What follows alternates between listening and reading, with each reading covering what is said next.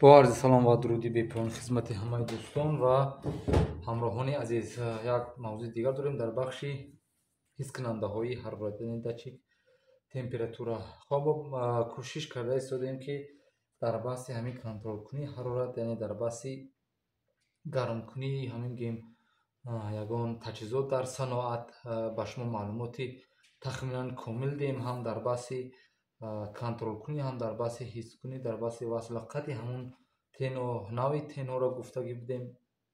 امروز هم یک موضوع مهم است در بحث همین حس کننده های حرارت، یعنی دچیک تمپراتوره. خب معمولا ما دو نمود دچیک های تمپراتوره و سه استفاده میکنیم در صنعت. دو نمودی که اونها هستند که اونها را ما میگیم تقسیم بندیشون میکنیم به RTD و ترموکوپلر. RTD که رزिस्टنس تمپراتور دتکتور، یک مقاومتی حس کننده حرارت، یعنی یک مقاومت است که حرارت حس میکنه، یعنی وابسته به حرارت مقاومت کم و زیاد میشه. خب ترموکوپلر که این ترموپرش هم بخص میگن، این هم مقاومت رزिस्ट بروسیش детектор сопротивления температура. خب این هم ترموپر میگن به زبان روسیش. ترموکوپلش یعنی یک متلی که حرارت بگیم حس میکنه، حسبی متل است. اینو هم بحث میکنیم. خب معمولا ما ساده اگر که گیم دو سیما میشن و سه سیما، دیگر ما فقط بحث دو سیما میگیم و سه سیما میگیم. نوعی که اینا دارن در بحث سه سیما، یعنی همین RTD که ما داریم، بینید دو نوع بسیار واسه استفاده میشه، PT100 و PT1000. خب PT100 به همون معناست، یعنی به خاطر گیرید حتما که PT100 به همون معناست که در حرارت 0 درجه 100 اوم است، یعنی از این بعد باقی حرارت چین میکند. یعنی اگر زمانی که حرارت ما معمولا اگر 0 درجه باشد این 100 اوم است. خب مثال زیاد کشید میبینیم موضوع حرارت مقاومت چگونه تغییر میکند، کم خنکی شود چگونه حرارت تغییر میکند. خب در بحثی اما سرموکوپل این دو سیمه ای که ما داریم نوعهای گوناگون دارن، B, E, J, N, K, R, T و S یک قلم. اینا چی فرق دارن از هم دیگر؟ این نمودا اینو فرقشون به اون است که حرارت معین دارن. فرق ببینید که B حدودی معینی که از 1370 تا 1700 درجه را اینمش درجه است چین میکنه. یه از 0 تا 870، که از 95 تا 1260. خب فقط اینجا ببینید نوع تی فقط از حدود منفی مینوس 200 درجه تا 370 درجه را چین میکنند. خب نوعی اینا رو گفتیم ما که فقط حدود چین کنی حرارت چون معلوم میشود. نوعی که در اینجا گفتیم PT100 و PT1000. PT1000 هم در حالت 0 درجه 1000 اوم است، PT100 هم در حالت 0 درجه 100 اوم است. خب این دو تا چه فرق دارن؟ فقط شده است که ما اگر زمانی که PT1000 استفاده میکنیم همون شکل همون درجه بندی که ما داریم زیادتر از مقاومتی بگیم زیادتر، یعنی 1000 اوم که داریم دقیق تر حالت چین میکنه نسبت به این.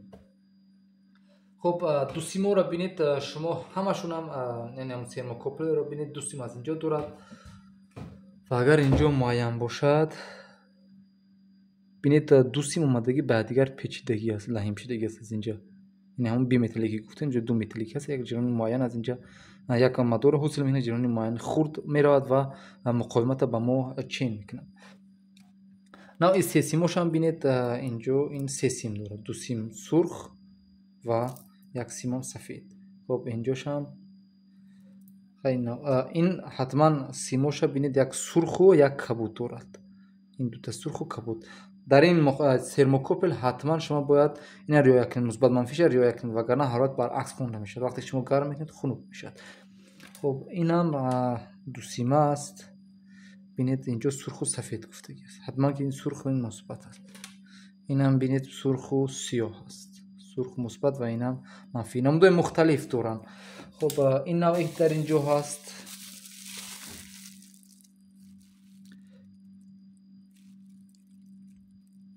اگر که معین باشد PT100 است. خب این ما هم PT100. خب اینجا اگر سرپوشک شو این هم بینید سه سیم دارد.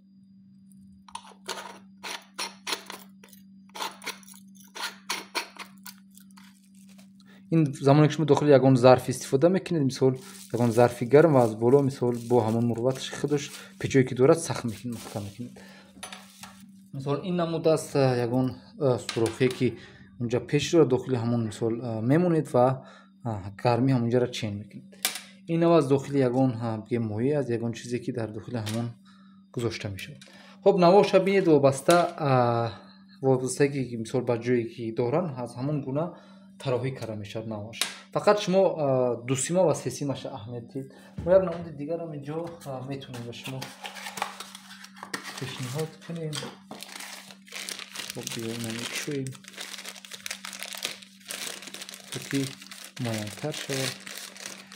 хоб бинед, инам дачи ки ҳарорат аст. шахсоте ки дар инҷо дорад фақат бояд ҳатман инҷа бинед ки ини мо PT 100 аст, аммо бинед манбаи 24 волта дорад ва сигнали 420 миллиампера дорад. ин тамоман дигар намуда аст. PT 100 ҳамон навъи PT 100 аст, аммо сигнали 420 миллиампера дорад. ина мо фақат PLC да васл мекунем. хоб инам навъи дигари ино. дар баҳси санҷиш мисол мо чӣ гуна ҳамин сенсорро ҳискунандаҳои ҳарорати худмона санҷиш мекунем ва аз куҷо медонем ки ҳамин коршӯям аст ё ки корношӯям. термокоплерро бинем фақат ду сим дорад. шумо метавонед ки сода ҳаминҷо ягон дараҷаи муқовимат монед ё ки ҳамин гуна ва шумо бинед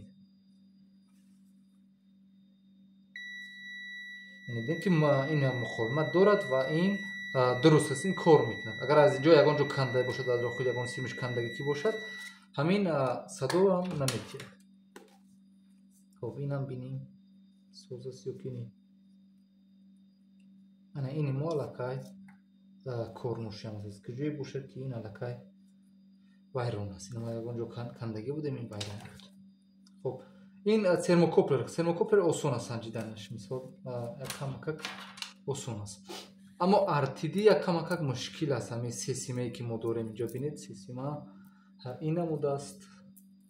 боз ягон намуди дигар инҷо ин намуди инам RTD буд. хоб RTD-ра чӣ хел месанҷем?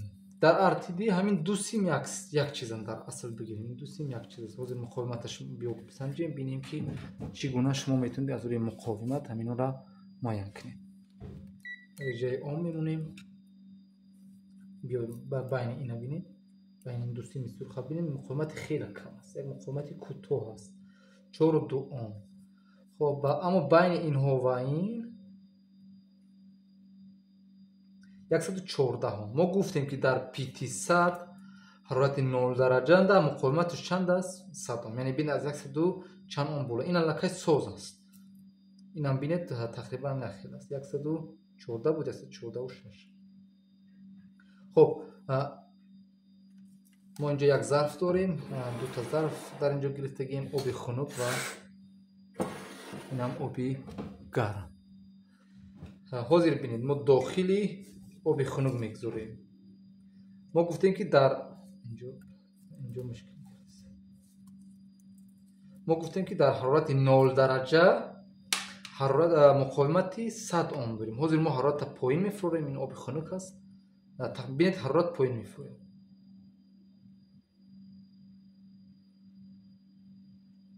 хоб бинед 113 аллакай.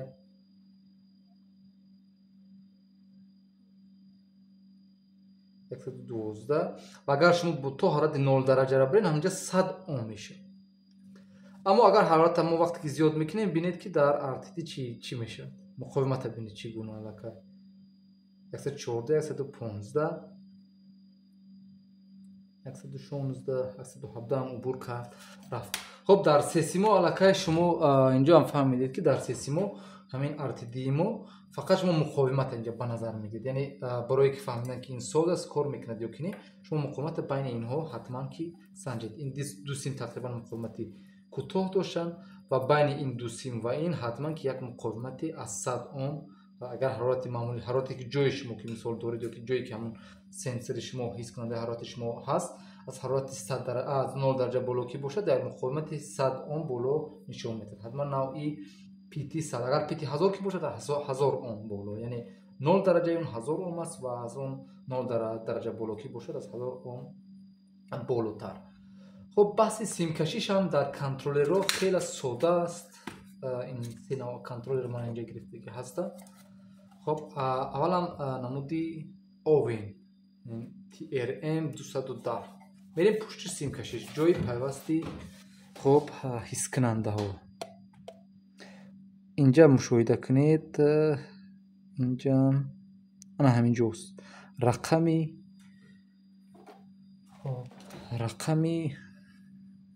9 10 11.